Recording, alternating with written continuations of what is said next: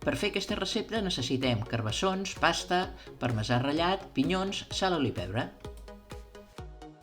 Pelem a mitges els carbassons i els tallem a daus petitons. Saltegem els carbassons en una paella amb una mica d'oli calent i els salem lleugerament.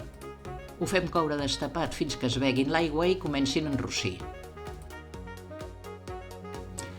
Ho traiem del foc i ho posem en un recipient per triturar-los. Incorporem el parmesà i una mica d'oli i anem triturant fins que quedi una salsa ben fina. Mentrestant, bullim la pasta uns 2 minuts menys del temps indicat en el paquet. Sobretot recorda que la salsa espera la pasta, mai la pasta espera la salsa.